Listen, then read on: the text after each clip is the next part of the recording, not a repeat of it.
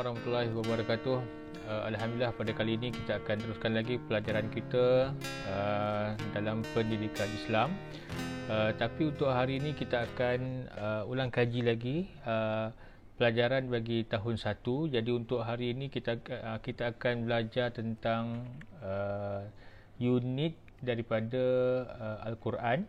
Okey, jadi hari ini kita akan belajar tentang tanda wakaf. Jadi murid-murid akan ingat kembali tanda-tanda wakaf yang telah kita pelajari pada tahun lepas.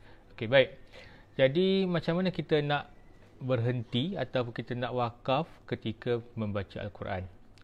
Baik, umpama kalau kamu menaiki kenderaan bersama ibu ataupun ayah kamu, tiba-tiba kenderaan tadi ataupun kereta tadi berhenti di lampu isyarat, kan?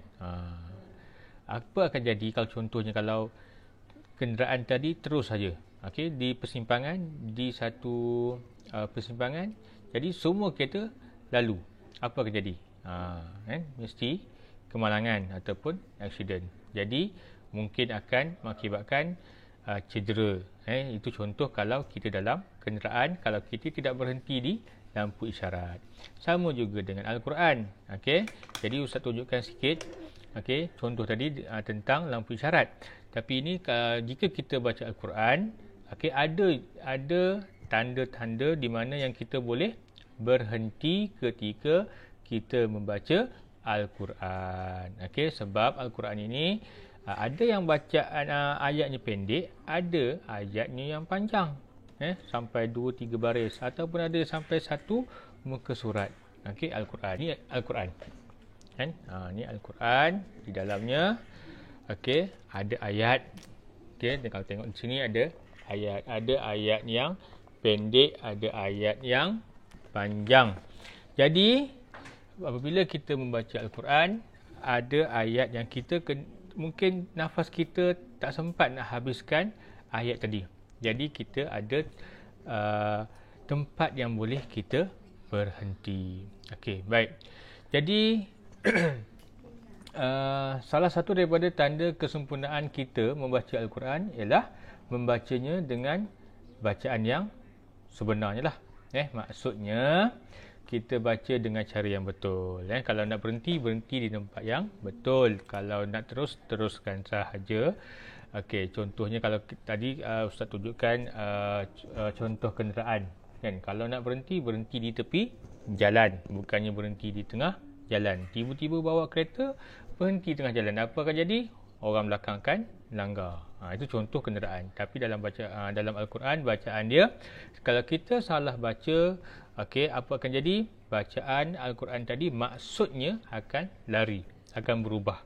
Jadi tak sempurna ataupun boleh mengakibatkan dosa. Dan antara cara membaca Al-Quran dengan sempurna ialah apabila kita mewakafkan bacaan tadi pada tempat yang betul. Jadi murid-murid, apa itu wakaf? Wakaf dari segi bahasa adalah berhenti. Itu maksud yang mudah. Wakaf tadi dalam segi bahasa maksudnya ialah berhenti. Kita berhenti. Dari segi istilahnya, wakaf tadi ialah memberhentikan bacaan seketika ataupun kita terputus nafas di hujung ataupun di akhir ayat. Kita berhenti seketika. Dalam Al-Quran ada beberapa jenis tanda wakaf. Jadi tanda-tanda ini biasanya terletak di pertengahan ayat. Baik, fungsi wakaf ni. Apakah fungsi tanda wakaf tu? Fungsi wakaf ni ialah bagi membantu kita berhenti dan ambil nafas. Berhenti, wakaf tadi pada tempat yang betul supaya kita dapat memelihara makna Al-Quran. Makna Al-Quran atau maksud Al-Quran ataupun ayat dalam Al-Quran tadi tidak lari. Contohnya, kalau kita baca dengan bacaan yang salah, jadi maksud tadi pun dah tak betul. Jadi sekiranya kita baca Al-Quran tadi ataupun kita salah berhenti di tempat lain. Contohnya, apakah kesan jika kita wakaf di tempat yang salah? Kita baca Quran tapi kita kita berhenti di tempat yang salah, apa akan jadi? Okey, apabila kita wakaf di tempat yang salah, okey, kita dibimbangi akan merosakkan kesempurnaan maksud ayat. Dengan kata lain, dia boleh mengakibatkan dosa lah. Sebab Al-Quran bila kita baca, itu adalah ibadah. Okey, secara asasnya, okey, tanda wakaf ini dibuat sebenarnya untuk memelihara maksud Al-Quran. Jadi kalau kita baca Al-Quran, kita tahu kat mana kita kena berhenti. Kan? Ada nanti tanda-tanda wakafnya, nanti Ustaz akan tunjuk.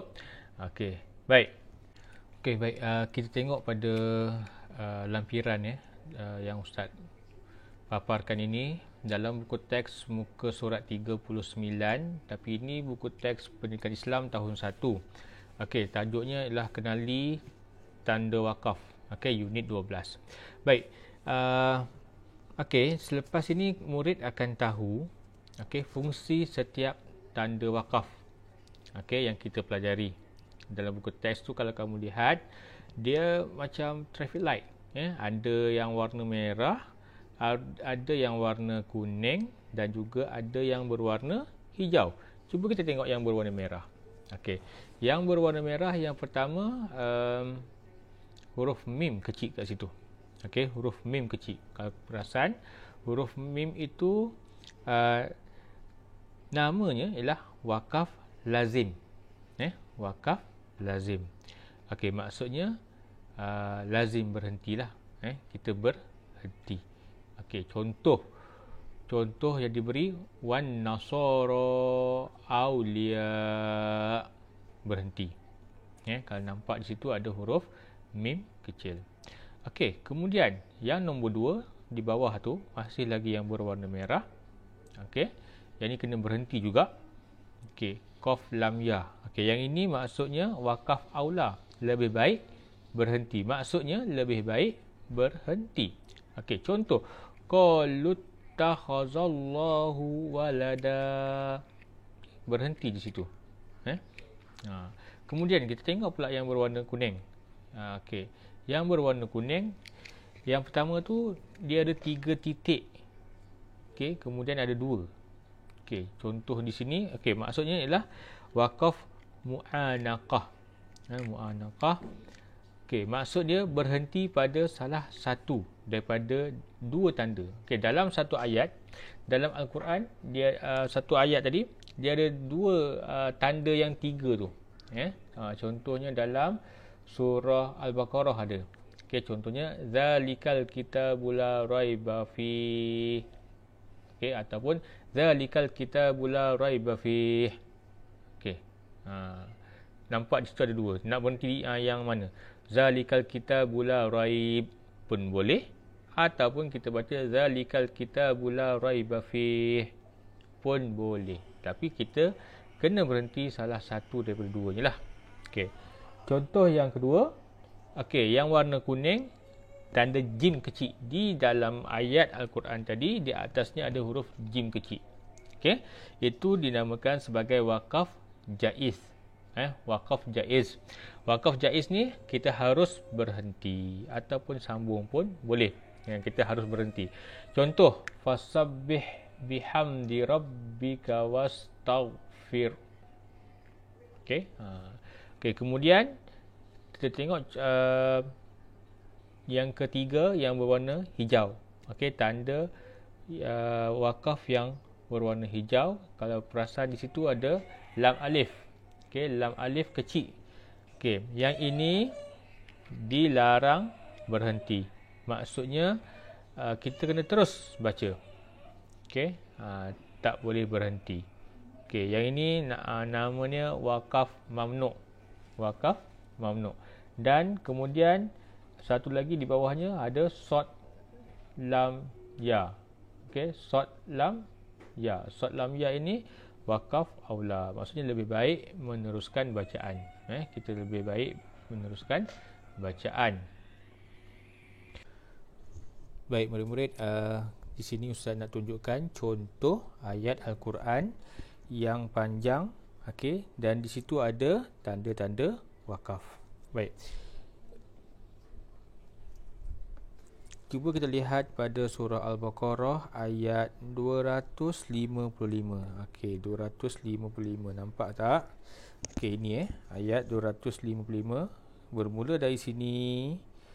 Okey, sampai ke sini. Cuba kita kira ada berapa baris. 1 2 3 4 5 dan 6. 6 baris. Okey. Jadi kalau kita nak baca semua ni, sempat tak nafas kita? 6 baris. Okey, jadi di sini terdapat beberapa tanda wakaf. Jadi kita boleh berhenti. Cuba kita lihat di sini tanda wakaf yang ada. Okey.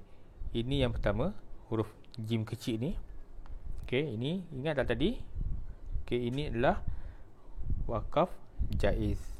Okey, wakaf jaiz. 1. Ini pun tanda wakaf juga. Ini pun tanda wakaf. Okey, ini pun tanda wakaf. Ada lagi? Oh, ini ada lagi. Jumpa lagi tak? Ini ada lagi. Ini pun tanda wakaf. Ini tanda wakaf. Tengok berapa banyak tanda wakaf untuk kita berhenti apabila terdapat ayat yang panjang. Okey, baik. Cuba dengar bacaannya. A'udzubillahi minasyaitonirrajim. Allahu la ilaha illa huwal hayyul qayyum. La ta'khudhuhu sinatun wa la nawm. Lahu ma fis samawati wa ma fil ardh. Man dhal ladzi yashfa'u 'indahu illa bi'idhnihi. Ya'lamu ma baina aydihim wa ma khalfahum. Wa la yuhituna bi syai'in min 'ilmihi illa bima syaa'. Wasi'a kursiyyuhus samawati wal ardh. Wa la ya'uduhu hifdhuhuma. Wa huwal aliyyul azim. Okey, kita berhenti di sini. Tengok tadi berapa banyak kita boleh berhenti untuk kita ambil nafas supaya maksud ayat tadi tidak berubah.